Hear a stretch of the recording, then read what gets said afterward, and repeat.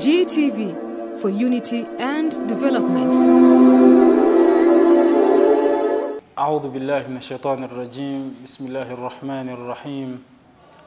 الحمد لله رب العالمين والعاقبة للمتقين ولا عدوان إلا على الظالمين والصلاة والسلام على أشرف المرسلين والأنبياء نبينا محمد وعلى آله وأصحابه ومن تبعهم بإحسان إلى يوم الدين. السلام عليكم ورحمة الله وبركاته. توبز الله تبارك وتعالى tumtendereza jalla jalaluhu n'amatendo amajjuvu oyo akyatuwadde ekyengera ekyobulamu nga tetulina musingo gonna gwe tutadde mu maaso ge alyoka asinziira okwo atuwa obulamu buno bwe tulina. Gwe wenna alina ekyengera ky'obulamu olina okukikozesa olabe nti akaseera, essaawa, olunaku Allahu tabaraka wa ta'ala lwanakujjulula n'akukoowola n'oba nti ozze gyali, oteekwa okuba nga ekyengera ky'obulamu okikozesezza mu butuufu bw'okukikozesa. Era buli yenna akikozesa atuuka mu maaso ga Allahu tabaraka wa ta'ala mwana wattu ng'amusiimye. Era n'abaako n'ekifo ekyenjawulo kye yategekera oyo omwana Adamu yenna ava ku nsi kuno ng'akozesezza ekyengera ky'obulamu nga ye jjana. So kikulu nnyo bwe twogera ku bulamu tuba tutegeeza embeera eza bulijjo zonna. Eriyo omuntu asobola okubeera nga mulamu naye nga mu butuufu mulwadde. Kati gwe wenna omulamu wadde ng'oli mulwadde olina ekikuluma, olina okwebaza ekyengera ekyo olw'ensonga nti eriyo oyo agenze takyasobola kuba nti ayongerako ebirungi ku minzaani ye. Gwe omulamu gwe akyasobola okuba nti olina ekirungi kyokyasobola okuba nti oyongera ku minzaani yo. Gwe akyasobola okubeera ng'obeera mu abo abeenenya mu maaso ga Allahu tabaraka wa ta'ala. Kanzeeko okusaba n'emirembe bidde eri omubaka waffe Muhammadin sallallahu alayhi wasallam eyatuyigiriza buli kimu kyonna ekisanyusa Allahu tabaraka wa ta'ala, byonna ebyo omwana Adamu byaba asobodde okuba nti akola nga bisiimisa Allahu tabaraka wa ta'ala, ng'ate era emirimu egimu egyo sallallahu alayhi wasallam gye yatuyigiriza nti singa oba omwana Adamu aba akoze kino na kiri aba akoze ekinyiiza Allahu tabaraka wa ta'ala. Kale nno ffe abasiraamu oba abantu ffenna twesiimye okuba nti Allahu tabaraka wa ta'ala yatutumira omubaka w'enkomero Muhammadin sallallahu alayhi wasallam. Wali ofumiitirizzaako okuba nti lwaki Allahu tabaraka wa ta'ala yatutumira omubaka Muhammadin sallallahu alayhi wasallam? Ensonga eri nti atutegeeza ebyo ebisanyusa Mungu n'ebyo ebimunyiiza. Nga bw'onaakola ebyo ebisanyusa Omungu, ebisanyusa tabaraka wa ta'ala, ogenda kuyingira ejjana. Nga bw'onaakola ekyo ekinyiiza Allahu tabaraka wa ta'ala, kitegeeza nti ogenda kuyingira omuliro. So amakubo gali abiri gokka. Ekkubo eryejjana nga lyekkubo ly'okusanyuka n'okwesiima, n'ekkubo ery'omuliro nga lyekkubo ery'okubonaabona ate nga yekkubo ery'okubonerezebwa. So n'olwekyo olw'okubeera nti omubaka sallallahu alaihi wasallam yatukubiriza ebintu bingi n'atutegeeza emirimu mingi egyo Allahu tabaraka wa ta'ala gy'ayagala, egyo gy'asiima, singa ng'omwana Adamu aba agikoze tugenda kubanga mbutuufu tulondamuuko mwegyo emirimu egy'enjawulo omubaka sallallahu alaihi wasallama gye yatuyigiriza. Tugenda kubanga twogera ku nsonga obulungi obuli mu kuwaayo, obulungi obuli mu kusaddaaka, obulungi obuli mu kuwa zaka. Gwe nno mwana wattu atulaba ku kaseera kano, tukutegeeza nti ebirungi bingi omuntu byafuna nga yeetoddeko oba nga atoddeko ekyo kyalina, ate ofiirwa bingi nnyo bw'obanga mbutuufu okodowadde. Buli w'okodowala oba weefiiriza, ate buli w'ojjako n'owaayo n'ogabako oba weeteereddewo ekkubo ery'okubeera nti Allahu tabaraka wa ta'ala azzaawo awo wootodde. Ensonga lwaki ensonga eno tugenda kuba tugitambuzanga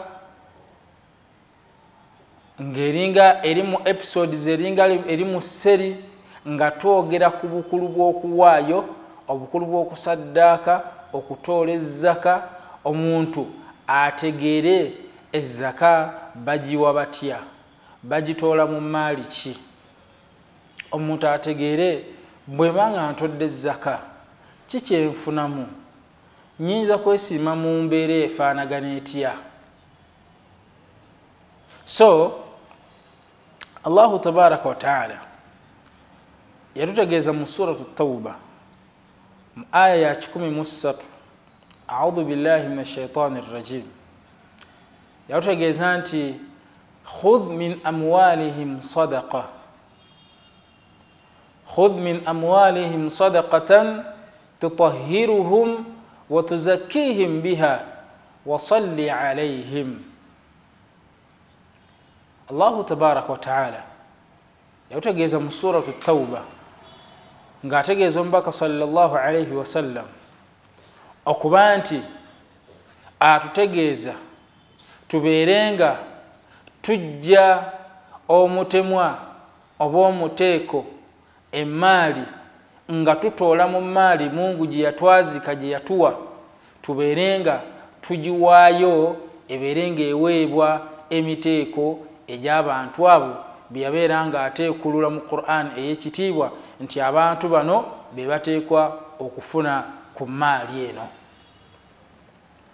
So n'olwekyo Allahu tabaraka wa ta'ala agamba nti khudh min amwalihim, toola jja mu maali yaabwe, sadaqatan, amakulu jja mu maali yaabwe zaka, tutahhiruhum wa tuzakkihim biha, ebeerenga ebatukuza nayo.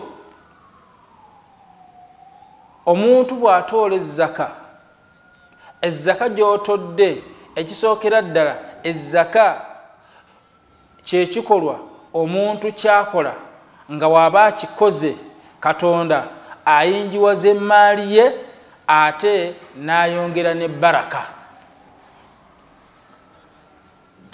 Bw'okwata emaali yo n'otoolamu kyotoddemu n'okiwaayo oba okoze ekikolwa ekikuviirako okuba nti emmaali yo yeeyongerako ate Katonda n'agissaamu n'omukisa.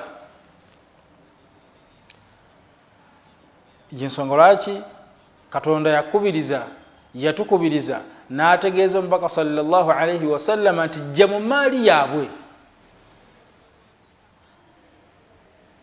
mu maali yaabwe batoolemu zaka, ebeerenga ebayonja nayo ate ebeerenga ebatukuza nayo. Omuntu bw'atoola ezzaka, omuntu bw'ayamba, ekisookera ddala Katonda atukuza omutima gwo. Bw'amala okutukuza omutima gwo, n'omutima gw'omuntu naye aba afunye ku ekyo ky'owaddeyo ky'otodde, naye omutima gwe gutukula. Gutukula gutya? Omuntu asobola okubeera nga akulabye olina essente zo, ng'era abantu we tubalaba abalina essente zaabwe, ate ne wabayo n'abantu abalaba enjawulo. Oli abeera n'essente naye ono atalina ssente n'atunuulira, alina ng'amutunuulira mu mbeera egamba nti bannange kale singa emmaali yedda gye ndi, oba ŋŋende mmutemule butemuzi, oba ŋŋende mubbe. Kati bw'okwata ky'olina n'okiwaayo, kigenda kubeera nga bakitemaatema, bakigabizaamu. Omuntu eyandibadde n'omutima ogwo ogwandibadde gumutwala mu kukola haraamu, ate ojja kwesanga nga omutima gwe gumaze okuba nga gutukula, gutoowolokoka, awulira kugamba nga yenna ateredde, olw'ensonga nti ekibadde kigenda omusikiriza okukola ekikyamu ate amaze okuba nga akifuna.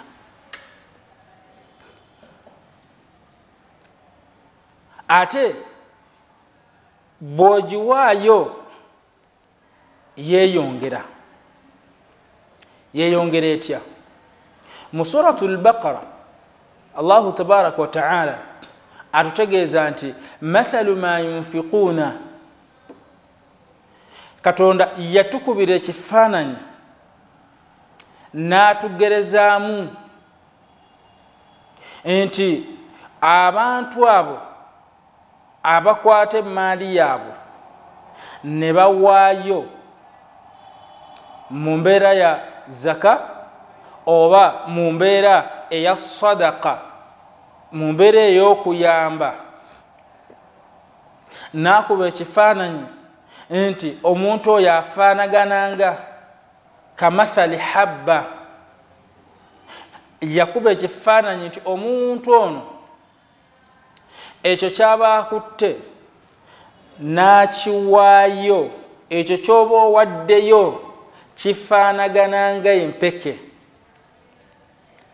Empeke eyo ambatat 7 sanabila fi kulli sumbulati 100 habba.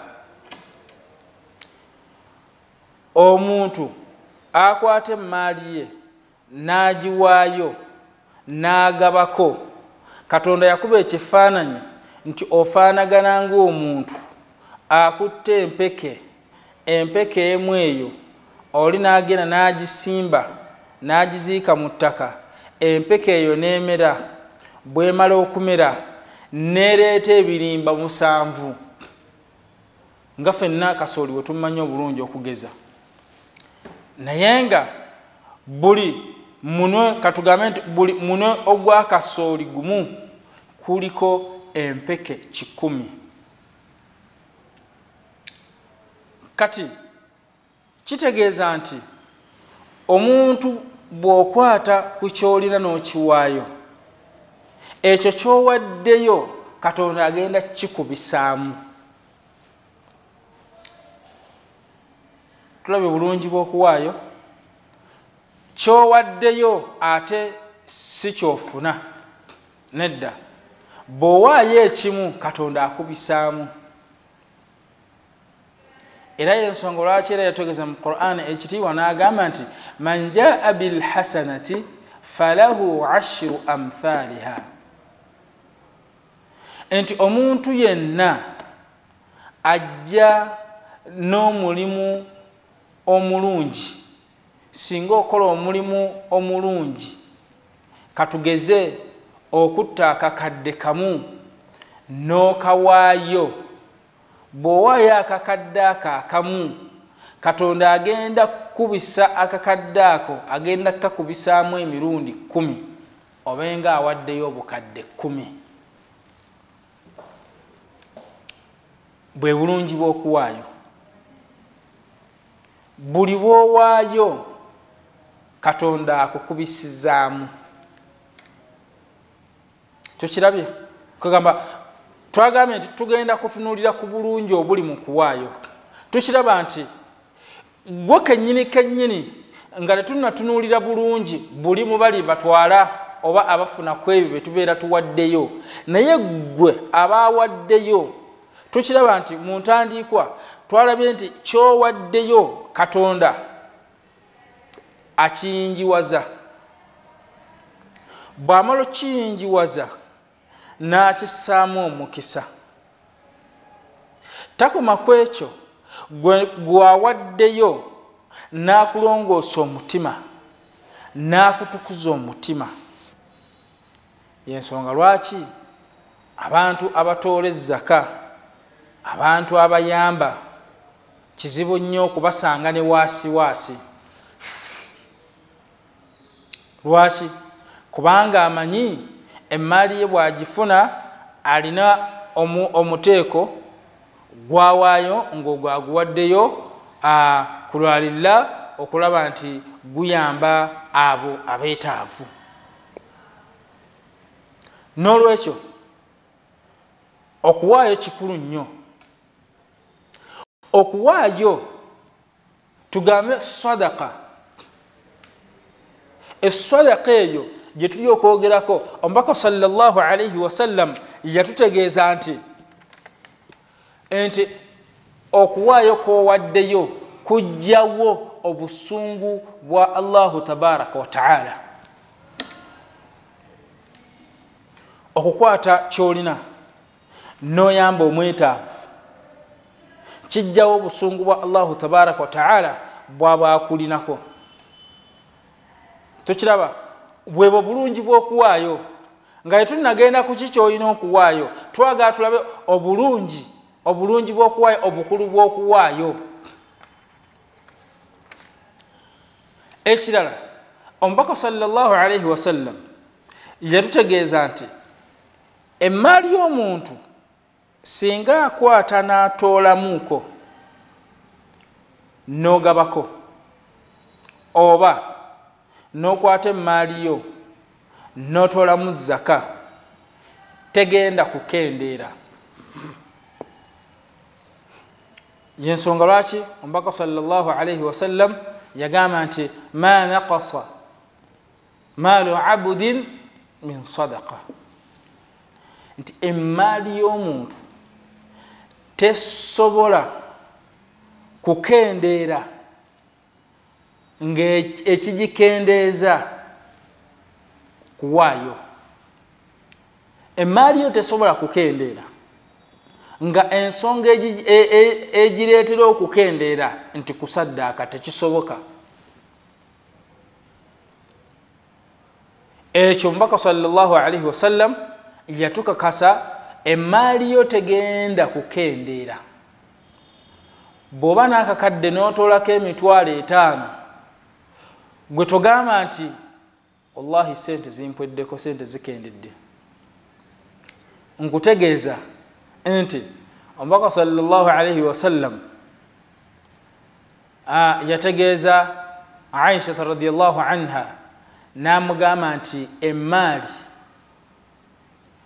emmaali yeeyo gy'okutte n'owaayo n'etambuza obusiraamu. neyamba ku beetaavu, neyamba ku bantu abali obubi, yeeyo emaali yo. Era omugagga yenna mu maaso ga Allahu tabaraka wa taala abalibwa nti mugagga yoyo alina byawa abalala ng'ayamba atoola ezzaka, ojja kuba okoze ekikolwa ekirungi. Era mu kuyamba okwo mu layini yeemu Allahu tabaraka wa taala n'atutegeeza nti lan tanaalu lbirra hatta tunfiqu mimma tuhibbun. Omuntu tagenda kubeera nga atuuka ku ssa ly'okubeera nti okutuuka ku level ey'okugamba nti nti nze nkola birungi, ndikweyisa bulungi, nkola ebyo bisiimisa Allahu tabaraka wa taala, okutuusa nga amaze okubeera nga awaayo. Ate Mungu n'atakoma ku kuwaayo buwi, waba n'agamba nti hatta tunfiqu mimma tuhibbun, okubanga wallahi otoola mu ekyo, owaayo ng'ojja mu ekyo ky'osinga okubeera nti oyagala. Owaayo oyambako munno mu mbeera nga naawe muli be wandiwulidde nti singa naye bakuyamba mu mbeera efaanagana bw'etyo wandibadde osanyuka. N'olwekyo okuyamba kulungi, okusaddaaka kulungi. Era omubaka sallallahu alaihi wasallam yatwekesa okubeera abakodo. Era mu hadithi ya sahaba Abi Hurairata radiyallahu anhu agamba nti anna rasulallahi sallallahu alaihi wasallam qala, nti omubaka sallallahu alaihi wasallam yagamba nti la yajtami'ani, tebisobola kubeera nga bisisinkana fi qalbi, tesobola kubeera nga tebisobola kuba nga bisisinkana fi qalbi abdin, mu mutima gw'omuddu. Tebisobola kusisinkana mu mutima gw'omuddu ebiriwa al imaanu washuhhu, obukkiriza n'obukodo. Ensonga ezo bbiri omubaka sallallahu alaihi wasallam yagamba nti tezisobola kubeera wamu mu mutima gw'omukkiriza, mu mutima gw'omwana Adamu. Obukkiriza gw'okubeera awo n'ogamba nti wallahi sheekh nze ne imaani, tina imaani. Imaani tesobola kubeera wamu n'obukodo. Kitegeeza nti lubeerera omwana Adamu yenna gw'okugamba nti olina imaani, sheekh wallahi na imaani ng'ate oli mukodo, tekiyita imaani.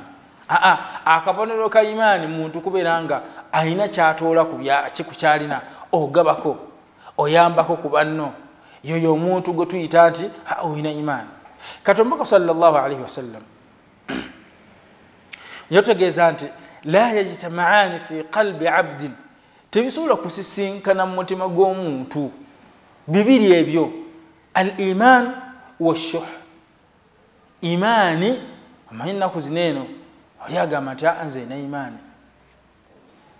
era mulimu n'abamu abagamba nti oyo nno seeka wa imaani nnyo, naye bw'otandika okumubalabalamuuko nti wayi bantu bameka b'oyamba, bamugamba wayi nina ekizibu eki ne bwe kiti, akugamba nti munnange si buli kaseera. So embeera efaanagana bw'etyo muddu wa Allahu tabaraka wa taala andaba nkutegeeza nti tolina, bw'oba omanyi nti oli mukkiriza, olina okubeera nga wejjamu ekitendo ky'okubeera nti oli mukodo. Mwana wattu eriyo abantu abakodo wala ate ne basukka. Omubaka sallallahu alayhi wasallam yagamba nti teri muntu mukodo ng'omuntu atuuka awantu ne yeekodowalirako naye kennyini nga yeekodowalira nga ye kennyini ate n'akodowalira ne mukyala we n'akodowalira n'abaana be. Bw'oba oli mu mbeera ezifaanagana bwe zityo ate ggwe oli mu bantu Katonda bye yabeera nti mbutuufu akolimira, gwe ebbanga ly'omala nti oli mukodo. Omubaka yatwekesa okubeera nga toba n'ekitende eky'obukodo. Ekyo ekitende ekyokubeera nti oli mukodo, buli musiraamu wenna ali eyo beera ng'okyejjamu, olw'ensonga nti tekiina gye kitutwala, wabula kituzza buzza mabega. Ye bw'owaayo kikyovaako, olina akakadde, bw'owaayo omutwalo olina kyovaako. Wabula wabaawo embeera ey'enjawulo gy'oba otaddewo. Olaba oba otadde omukwano wakati wo ne munno gw'oyambye gw'owadde ku ky'olina, omanye essanyu, omanye kye kitegeeza okuteeka essanyu mu mutima gwa munno, okuteeka essanyu mu mutima gwa muganda wo gwe wenna atamanyi value y'okubeera nti oteeka okubeera ng'oteeka essanyu mu mutima gwa muganda wo. Wallahi oli mu mbeera yakufaafaaganirwa. Naye wandibadde lubeerera omuntu weebuuza, ntadde ntya essanyu mu mutima gwa fulaani ne fulaani, ntadde ntya okwesiima omuntu abeere mu mbeera wallahi nga nnungi mu basiraamu banna abakuli okumpi nga weeraba nti embeera gy'oli mu butuufu otambula bulungi, banno bakoledde ki? Kikyokozeewo, kikyokoledde banno. N'olwekyo kibi nnyo okwekodowalira. Olina essente, essente z'olina lyako, ate lyebyo ebya halaali birye mu mbeera esinga okubeera nti nnungi.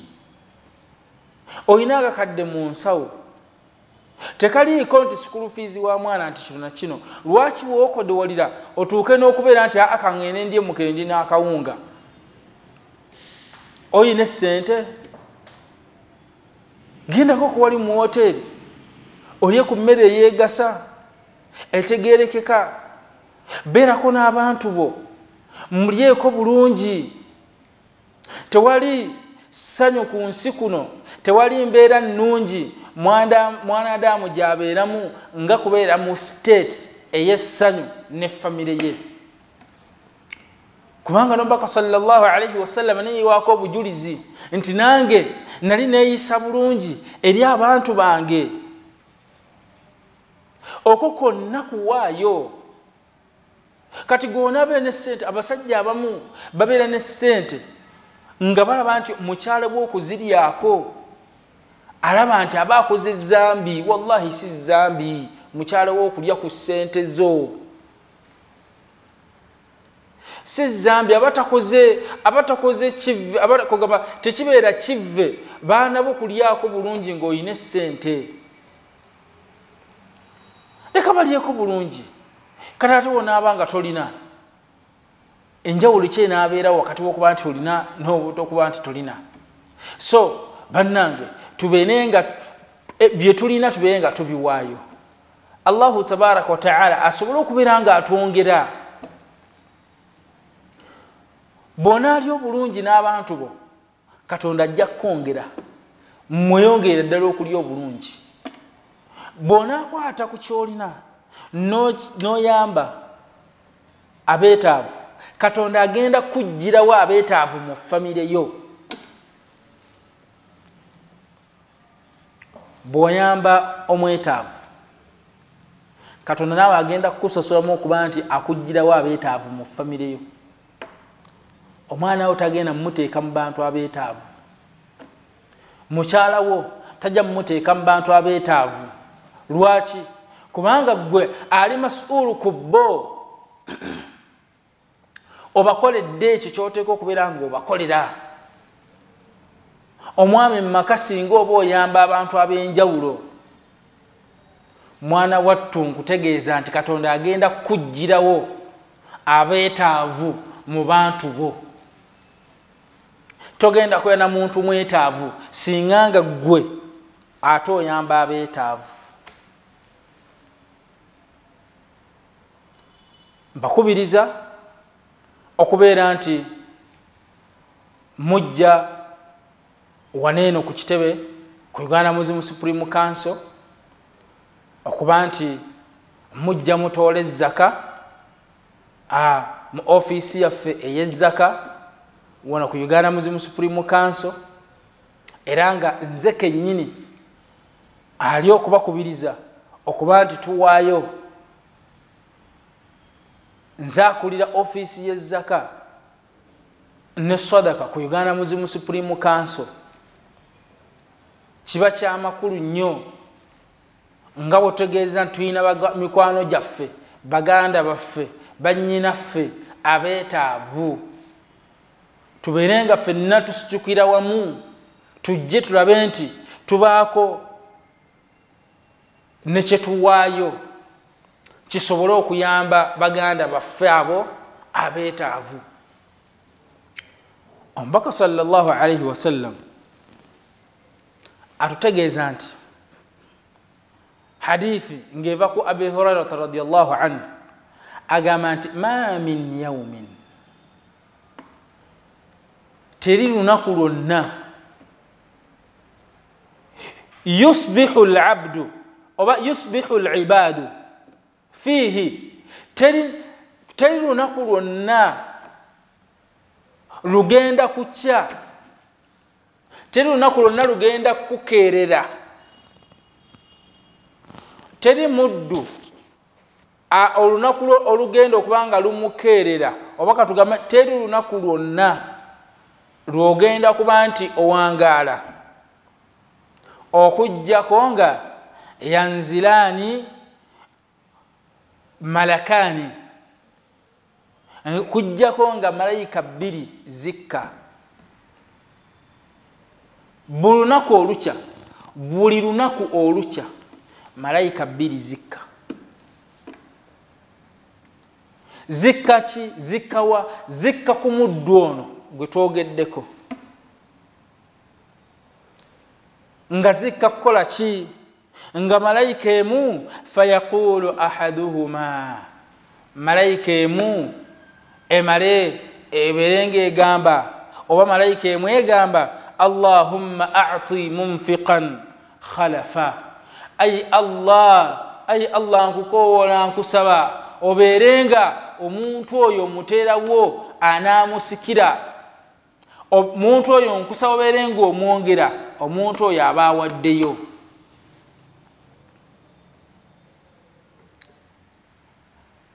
Omuntu ono awaddeyo, ayi Allah tukusaba oberenga omwongerera ddala kyatoddewo, ate oberenga omwongeza, oberenga omuddizaawo bingi. Malayika yedduwa gy'eri okusoma. Ate niwabeerawo malayika endala egamba nti Allahumma, fayaqulu al-akhar, malayika endala negamba nti Allahumma a'ti mumsikan talafa, ay Allah oyo yenna alemedde emaali ye, ay Allah banga ogimuggyako.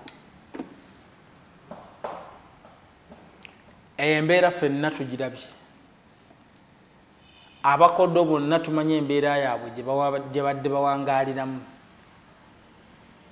Ebizimbe bulijjo bijja omuliro, naye newesanga nga eriyo edduuka ly'omusiraamu oba eri omuntu yenna ng'abadde ye awaayo, abadde ayamba, abadde atoola zaka, mu butuufu omuntu oyo ate ye n'abanga ebintu bye bisigadde nga we biri. Kiso emu mu nsi ya Saudi Arabia, omusajja omu yali yeebase n'aloota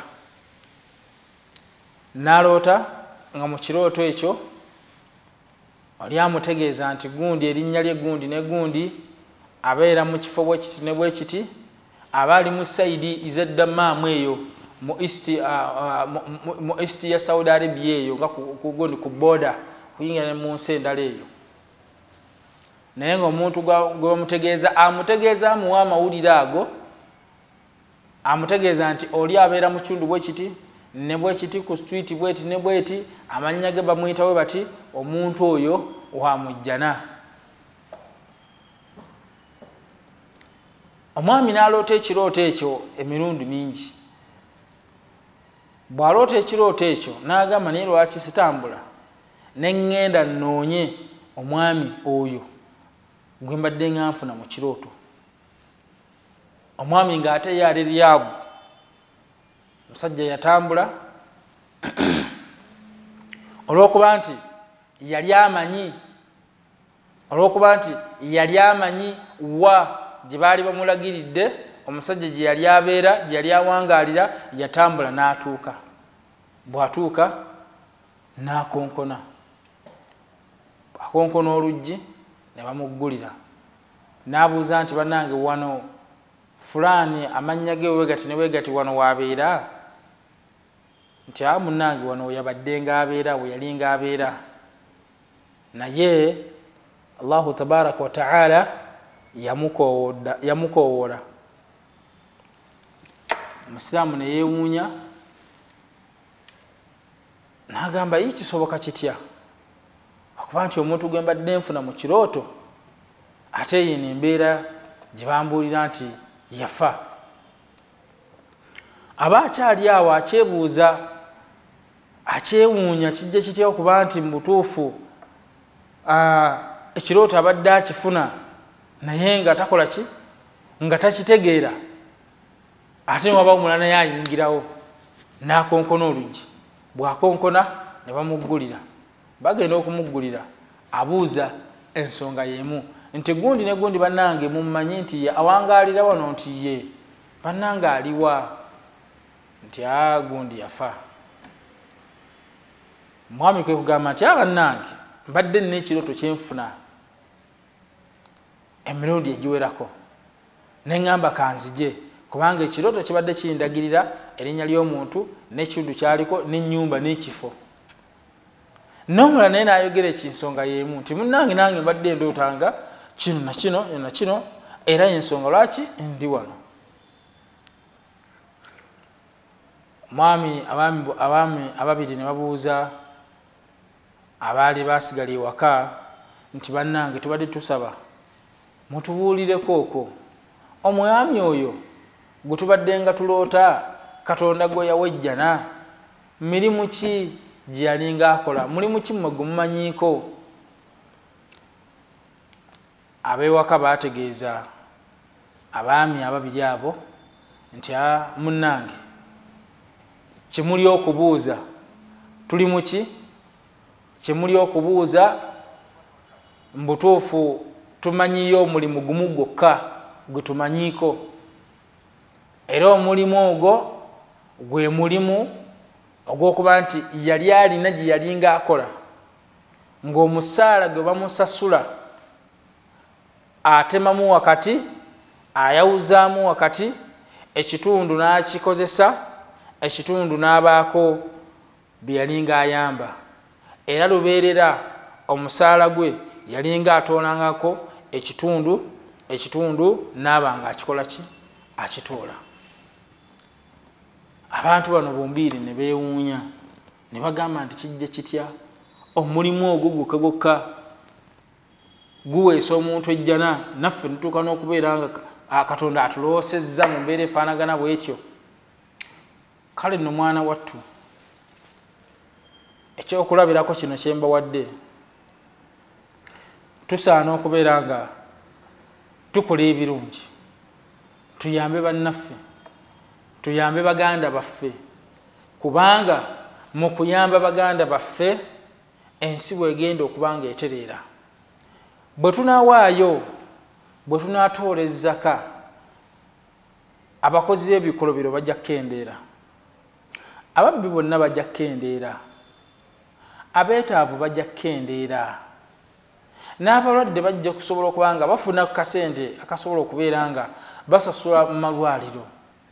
So n'olwekyo tulina ennamba nnene nnyo, ennamba nnene ey'abantu mu butuufu abeetaavu gye muli. Gwe wenna ndaba ku GTV yaffe wano eno nkutegeeza nti nze ng'akulira zaka mu Uganda, ku Uganda Muslim Supreme Council, nkutegeeza nti ndi mwetaavu olw'ensonga nti abeetaavu bangi, beetaaga obuyambi okuva gye muli. Ayina sadaka, oluvannyuma okumala okutegeera obukulu bwa sadaka, mwana wattu nkubiriza okuba nga oleeta sadaka yo, oba ya bukadde 2 oba ya mitwalo 5 oba ya ssente mmeka, nkusaba beera ng'otoola sadaka yo, beera ng'ogireeta. Tujja kubeera nga mu butuufu abantu abeetaavu tubakolako mu mbeera gye tunaaba tusobodde okuba nti tubakolako. Ennamba zaffe zino oyinza okuba nga oli wala, oyinza okuba nga oli bweru, pulogulaamu eno ogirabye. Akawunti namba yaffe eya zaka, akawunti ya zaka mu banka, tulina akawunti emu yokka mu Diamond Trust Bank. Diamond Trust Bank mu Uganda yonna bw'oba olina w'oli osobola okukozesa essimu yo n'osasula ku akawunti eno. Naye mu hadithi al-Qudus Omubaka sallallahu alayhi wa sallam yagamba nti Allahu tabaraka wa ta'ala yatukowoola yagamba nti ya ibna Adam, owange gwe binaadamu, anfiq, toola mu kyolina oweeyo, unfiq alayk, nange mbe nga nkuwa, nange nkugabirire, nange mbe nga nkufukirira. Okiraba? Allahu tabaraka wa ta'ala atutegeeza nti tuweeyo. Bwe tumala okuwaayo naye Katonda naffe agenda tuwa. Tukitegere nti ffe bye tulina bitono, ate byonna bye tulina Allahu tabaraka wa ta'ala yabituwa. Kati bwe tukwatamu ebyo bye tulina ne tubiwaayo ng'ate kiragiro kya Katonda, era ate agambye nti unfiq alayk, era ngenda nawe kuwa. Yagamba nti waayo nkuwe nawe nkuwe. Tugezeeko kubanga tutegeera oyo agamba okutuwa, oyo agamba okutuwa yoyo. Gwe sente z'olina entono z'olina, olina abaana n'abakyala, ate naawe andaba osobola okuba nga olina essente naye ng'onoonyeza omwana tomufuna, oba n'omukyala, abakyala bonna b'ofuna nga tofunamu mirembe. Bizinesi z'olina nga mu butuufu tezitambula bulungi. Katonda akugambe nti unfiq alayk, nti waayo nange nkuwe. Katonda bingi byatuwa, asobola okuwa omwana. Gwe neeyalemererwa embeera zonna, gwe njagala obeere nga kigezeeko ng'osuubira Katonda okukutereeza embeera yo mu mbeera zonna. Waayo ky'olina nti kino nkiwaddeyo Katonda antereeza, mu butuufu agenda kukutereeza, kubanga abantu bangi baatereezezza. Besigenda kubanga njogerako bonna baggweeyo. Mumutunuulira abagagga b'omu Kampala muno, mutunuulira abatera okufa stress, abatera okufa pressure. Oli afa pressure muli abalowooza nti emaali gy'alina alowooza nti yagifuna mu magezi ge, naye nga wallahi teyagifuna mu magezi ge, nga Allahu tabaraka wa ta'ala byonna yabimu obuwi. Naye omuntu awaayo tasobola kufa stress, olw'ensonga alina okukkiriza eyagimuwa asobola okugikolamu kyonna ky'ayagala. So n'olwekyo nga tugenze ku zaka mu budde waffe obusigaddeyo, ezaka darusi yayo ekyatambula naye katutunuulire mu mbeera zino ngaffe abantu ab'ebibuga bannange tukola bizinensi ez'enjawulo naye bizinensi yeeyo Katonda alina omutema gw'ayagalamu Katonda alina omutema gwakwagalamu jamu nga wakugambe mu hadithi nti anfiq mu maali gye nkuwadde eyo toolamu oweeyo anfiqa alayka ate nange mbere nga nkugabirira gwoyina ali ku TV ku ssaawa zino ng'olina ky'olina mu nsawo yo bwebeera sadaka nkuwadde namba z'essimu bw'oba olina sadaka mu nsawo abeetaavu ffe tulina bangi teeka ku namba y'essimu omale otegeko gambe nti eno sadaka yange erinnya bwe riti era nja kubeera nga nkuwandiikira ekiraga nti wasindise ssente zo. Tulina abantu bangi abeetaavu. Tuweeyo Katonda naffe atuwe. Tuweeyo Katonda atuwonye endwadde. Tuweeyo Katonda atuwonye balaayi. Tuweeyo Katonda ateeke emikisa mu maali yaffe. Bangi abawaddeyo Katonda abateera omukisa mu maali yaabwe. Oli mu kikuubo okola. Oli mu kikuubo kati gwe oli ku TV sawa zino ogiraba naye oli mu kikuubo oyingiza ssente ne ssente mu mwaka mulamba njaga tubale ffenna mu mwaka mulamba singanga Katonda akusaasira n'okola obukadde 20 n'okola obukadde 20 nga Katonda bwakuwadde mu mwaka mulamba. Kitegeeza nze akwagalako zaka nkwagalako sente mmeka. Gwali ku GTV nkusaba tubeere nga tutambula ffembi tubeere nga tutambulira wamu nti obukadde 20 gano gajja kubeerako capital ze sente omuntu z'akozesa ng'agenda kutandika business oba ze sente zitandika business kye tuyita capital. Kakati gwe mu nkolayo obadde olina amagoba g'obadde okola ki g'obadde nga ojja savinga kati nago ne tugabala ge tuyita profit amagoba. Kati zaka gye ndi okukutegeeza kubanga zaka gye tuli okwogerako level yaayo ate yo level yaayo eri waggulu mu mpaji z'obusiraamu. Bw'ova ku swala ozzaako zaka bw'otasaala muli owulira nga obangi bw'esswala ne zaka nakyo nayo weetyo bw'eriteeka okubanga ebeera olw'ensonga nti nayo mpaji. Singa oweza ekigero ekyo kye tuyita nti niswabu ekigero omuntu kyateeka okubanga aba nakyo alyoka asobola okuba nti abali wamu abo abateeka okuba nti baweza zaka.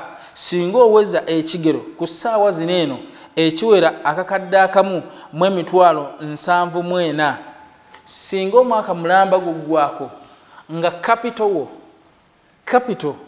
ng'omugase n'amagoba ne profit nga bwe tubigatta ne tujjako kye tuyita necessities tuzijjako tutya. Omutema gwa necessities guli scale yayo eri 1/3. Ojja kukwata ekimu ekyokusatu okubiseemu essente zo zonna ebyobugagga byo byonna ne kitegeeza nti omusiraamu yenna ateeka okubeera ne book of records. Oteeka okubeera n'ekitabo ekiraga ensaasaanyayo ennyingizaayo n'enfulumyayo osobole okubeera nti weebala zaka. Kati oba olina okukubisaamu mu miliyoni zina 20 tukubisa mu miliyoni 20 nga kikye tunoonya tuba tunoonyaamu tunoonyaamu essente eziteekwa okubeera nga tuzijja ku ssente zaffe ez'omwaka omulamba kugamba tujjamu kye tuyita necessity ebikozesebwa ebyetaago ku ssente ze tuba tubaze nti obukadde 20 tugenda kujjako ebyetaago ebyetaago nga mwe muliwa osobola okulwala owetaaga okulya owetaaga okwambala owetaaga okutambula omwana school fees biki ebyo omutemwa tugambe nti tujjako kimu kya kusatu ekimu ekyokusatu tukijja ku ssente zineeno kati okwata ekimu ekyokusatu n'okubisa mu bukadde ganeeno 20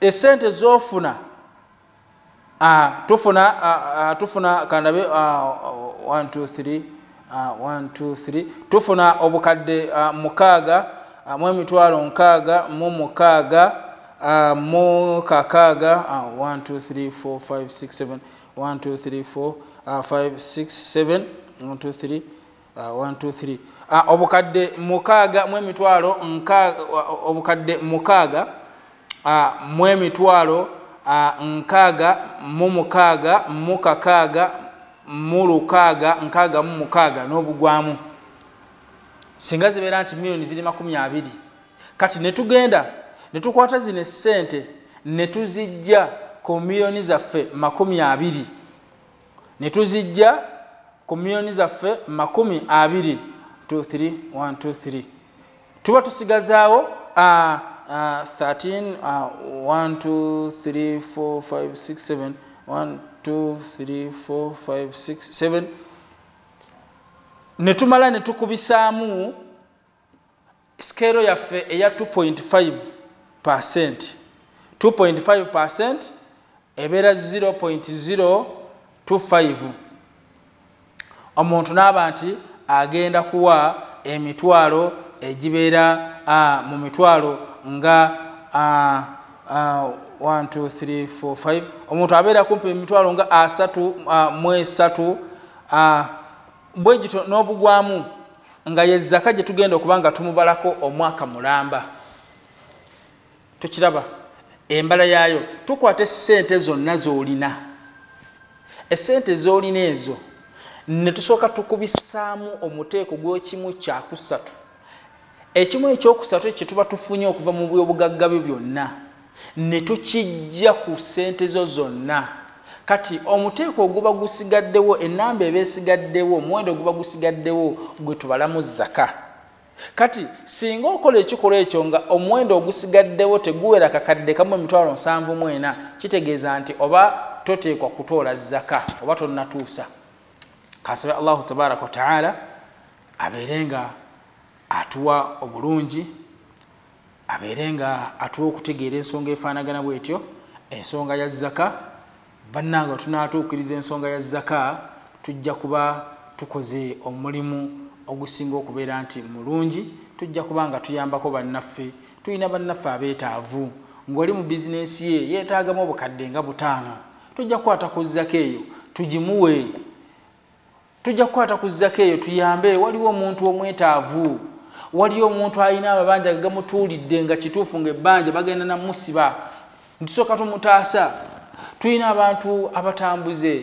tulina abantu abo emitima gyabwe nga bo mu butuufu omuntu amaze okusiramuka bamugobye talina jadda talina kyakola ki nga muntu nga taliiko ayamba tulina omwetaavu ddala tulina omuntu atalina tulina ffe abagikolamu abantu abo bonna bonna Allahu tabaraka wa taala yabategeeza nti bateeka okufuna ku miteeko egyo egya zaka saba Allahu tabaraka wa taala atuwa okutegeera ensonga eyo ey'okuyamba nga tunaabeera mu bantu abayamba ne Allahu tabaraka wa taala ajja kubeera mu nsonga zaffe yakugamba nti yabna adamu wange gwe bunadamu anfiq waayo unfiq alaik nange mbeerenga nkuwa bwe tunaawaayo ne Allahu tabaraka wa taala ajja kubeera nga atuwa bwe tunaakodowala tetugenda kubeera nga tufuna wabula tugenda kuba nga tuvuga mbuloosi era yensonga lwaki mubaka yagamba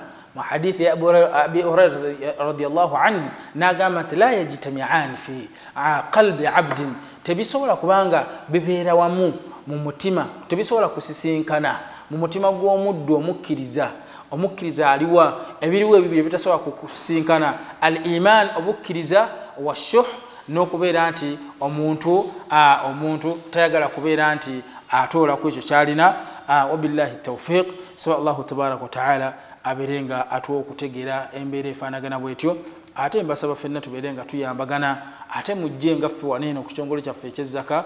Allahu tabaraka wa taala abeerenga mbutuufu bye mulina abeerenga abongera.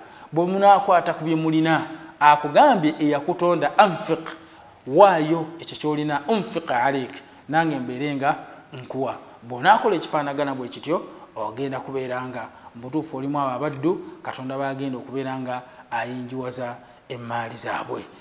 Saba Allahu tabaraka wa taala abeerenga ateeka baraka mu bizinesi zaffe ne mu maali yaffe. Naawe bonna bonna abalina embeera etali ntuufu Mungu abeerenga abalongooseza embeera zammwe. Nsigadde nga nze Sheikh Abdul Barri Muhammad Kaluzi akulira zaka waneeno ku Uganda Muslim Supreme Council. Era mwenna abatoola zaka abaagala okutoola sadaka mbakubiriza mbategeezeza emikutu muteeka okubeera nga tuyita okusobola okuba nga tuyamba baganda baffe. Tuddemu nateera olunaku olulala. Assalamu alaikum wa rahmatullahi wa barakatuh. GTV for unity and development.